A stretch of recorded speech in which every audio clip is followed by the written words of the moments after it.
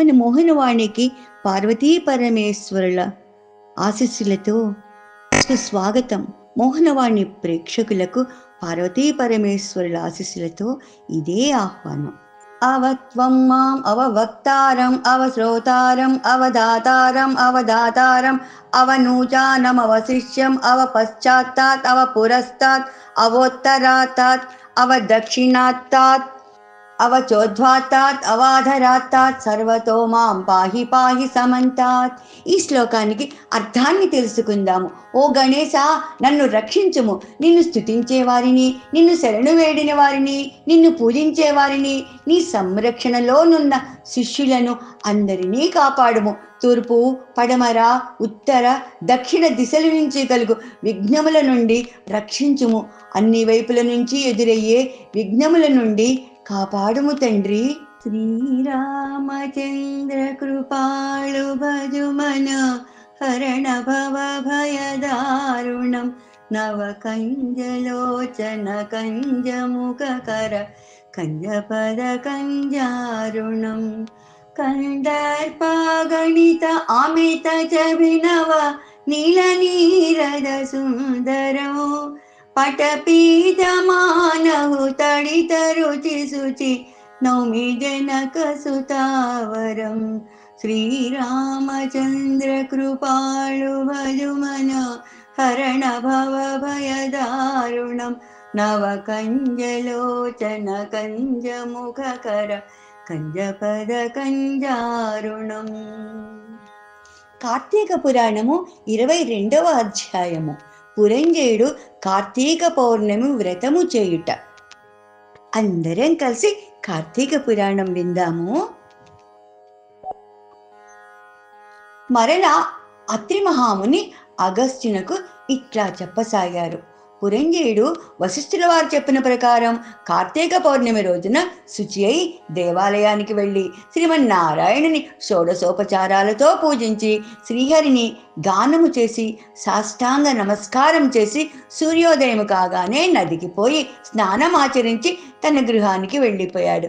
అట్టి సమయంలో విష్ణు భక్తుడకు ఒక వృద్ధ బ్రాహ్మణుడు మెడ నిండా తులసిమాలలు ధరించి పురంజయుని సమీపించి, రాజా, విచారించకు, నీవు వెంటనే చెల్లా చెదరై ఉన్న నీ సైన్యాన్ని కూడా తీసుకొని యుద్ధ సన్నద్ధుడివై నీ శత్రురాజులతో పోరు సల్పు, నీ రాజ్యం నీకు దక్కుతుంది అని దీవించి అదృశ్యుడైపోయాడు. ఇతడెవరో మహానుభావుని వలే ఉన్నాడు అని ఆ వృద్ధుని మాటను నమ్మి యుద్ధ సన్నద్ధుడై శత్రురాజులతో ఘోరంగా పోరాడాడు. దెబ్బతిని క్రోధముతో ఉన్న పురంజయుని సైన్యము ధాటికి శత్రురాజుల సైన్యములు నిలువలేక ఓడిపోయాయి. అదేను కాక శ్రీమన్నారాయణుడు పురంజయుని విజయానికి అన్ని విధములా సహాయపడను. అంతయు శ్రీమన్నారాయణుని మహిమయే కదా. ఆ యుద్ధంలో కాంబోజాది భూపాలులు ఓడిపోయి పురంజయ రక్షింపు రక్షింపు అంటూ కేకలు వేయిచూ పారిపోయారు. పురంజయుడు విజయము పొంది తన రాజ్యమును తిరిగి సంపాదించుకున్నాడు. శ్రీమన్నారాయణుని కటాక్షమునకు పాత్రులైన వారికి శత్రుభయమో కలుగుతుందా? అస్సలు కలగదు కదా.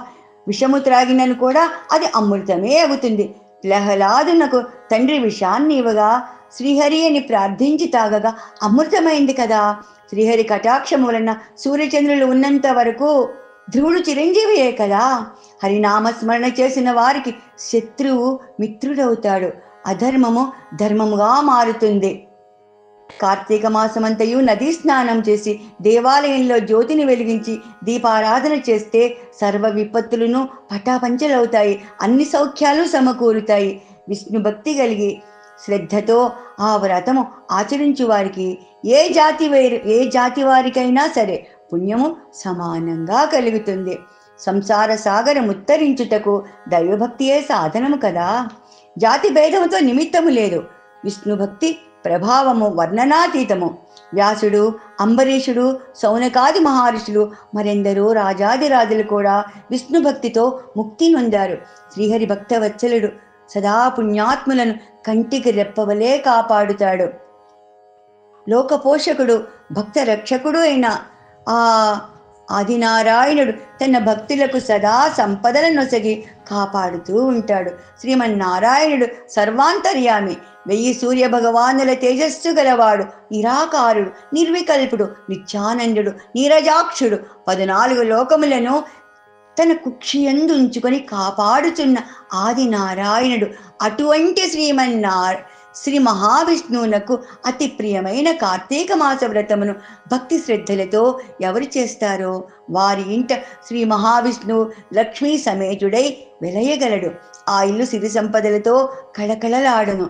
కార్తీక మాసములో శుచి అయి పురాణ పఠనం చేసినచో పితృదేవతలు సంతసిస్తారు. వారి వంశమంతా కూడా తరిస్తుంది. ఇది ముమ్మాటికి నిజము. 22వ రోజు పారాయణము సమాప్తము. శివోపాసన మంత్రములు. నిధనపతయే నమః, విశ్వము యొక్క లయమునకు కారకుడైన ప్రభువునకు ప్రణామములు. నిధనపతాంతికాయ నమః, జీవుల మరణమునకు అధిపతి అయిన యముని శాసించు పరమేశ్వరునికి ప్రణామములు. ఊర్ధ్వాయ నమః, శివశక్తి స్వరూపమైన ఊర్ధ్వరూపునికి ప్రణామములు. ఊర్ధ్వలింగాయ నమః, మేధాశక్తికి చిహ్నమైన ఊర్ధ్వలింగానికి ప్రణామములు. హిరణ్యాయ నమః, జీవులకు మేలు కలగచేయు హిరణ్యునికి ప్రణామములు. హిరణ్యలింగాయ నమః, బంగారు లింగాకారములో దర్శనమిచ్చు పరమేశ్వరునికి ప్రణామములు. సువర్ణాయ నమః, దివ్య కాంతులు వెదజల్లే సువర్ణమయునికి ప్రణామములు.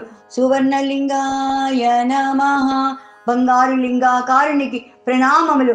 దివ్యాయ నమః, దేవలోకములోని ఆనందానికి కారణమైన దివ్య రూపునికి ప్రణామములు. దివ్యలింగాయ నమః, దైవత్యానికి చిహ్నమైన దివ్యలింగాకారునికి ప్రణామములు. భవాయ నమః, జనన మరణ చక్ర భ్రమణమునకు మూల పురుషుడైన భౌనికి ప్రణామములు. భవలింగాయ నమః, లింగ రూపములో ఆరాధింపబడుతున్న భవలింగాకారునికి ప్రణామములు. సర్వాయ నమః, ప్రళయకాలమందు విశ్వమును లయింపచేయు సర్వునకు ప్రణామములు. సర్వలింగాయ నమః, సర్వులకు ఆనందాన్ని ప్రసాదించుచు సర్వులచే ఆరాధింపబడుతున్న సర్వలింగమునకు ప్రణామములు. శివాయ నమః, అత్యంత మంగళకరుడైన శివునికి ప్రణామములు. శివలింగాయ నమః, లింగ రూపములో సమస్త జనులచే ఆరాధింపబడుతున్న శివునికి ప్రణామములు. జ్వలాయ నమః, అగ్నిజ్వాలల వలె దేదీప్యమైన కాంతులను వెదజల్లు జ్వలునికి అనగా శివునికి ప్రణామములు. జ్వలలింగాయ నమః, కాంతులు విరజిమ్మే జ్వలలింగమునకు ప్రణామములు. ఆత్మాయ నమః, ఆత్మస్వరూపునికి ప్రణామములు. ఆత్మలింగాయ నమః, సర్వభూతాంతరాత్మ అయిన ఆత్మలింగమునకు ప్రణామములు.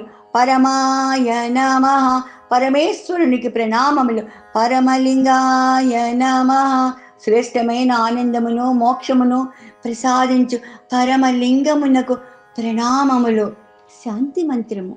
ఓం ద్వౌః శాంతిరంతరిక్షం శాంతి పృథివీ శాంతిరాపః శాంతిరోషధయ శాంతిః వనస్పతయః శాంతిర్విశ్వే దేవాః శాంతి బ్రహ్మ శాంతి సర్వం శాంతి శాంతిరేవ శాంతిః సామా శాంతిరేది.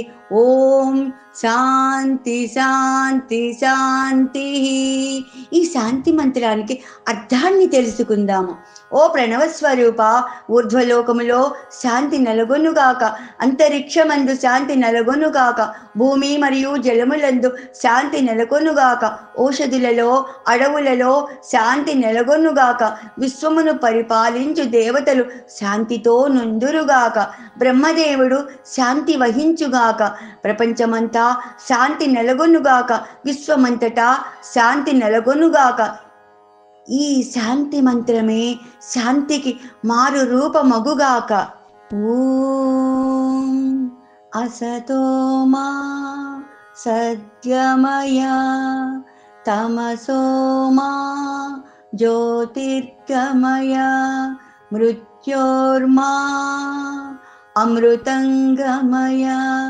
ఓం శాంతి శాంతి శాంతి. ఈ శ్లోకానికి అర్థాన్ని తెలుసుకుందాం. అభ్య ఆరోహ అంటే ఆరోహింప చేస్తుంది, ఉన్నత స్థితికి చేరుస్తుంది కనుక ఈ మంత్రం అభ్యారోహ మంత్రం.